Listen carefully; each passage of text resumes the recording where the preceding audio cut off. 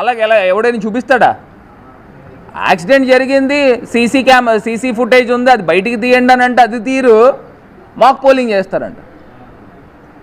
ఇప్పుడు software programmer అండి, నేను సాఫ్ట్వేర్ ప్రోగ్రామర్ ఏం చేస్తాను, నేను ఏది ప్రోగ్రామ్ చేస్తే దానికి అదే పలుకుతుంది.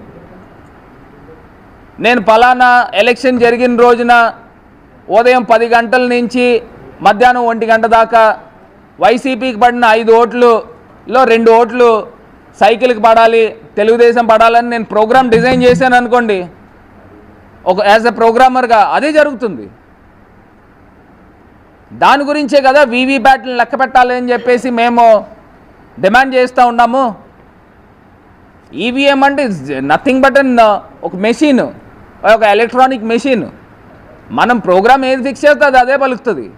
ఇప్పుడు నేను కావాలని అనుకుంటే నేను ప్రోగ్రామ్ ఫిక్స్ చేస్తే దాన్ని ఈవీఎం నేను ప్రోగ్రామ్ ఫిక్స్ చేసి నేను రాశాను అనుకోండి, 10 ఓట్లు ఫ్యాన్కి పడాల్సింది సైకిల్కి పడాలని నేను పెట్టాను అనుకోండి, నువ్వు నొక్కినా అదే పడుతుంది. లేకపోతే యాస్టీస్ ఉంటే మాక్ పోలింగ్లో యాస్టీస్ పడుతుంది. దానికి కూడా మేము ఒక ప్రోగ్రామర్ని తీసుకొచ్చి సెట్ చేయడానికి సిద్ధంగానే ఉంటాం.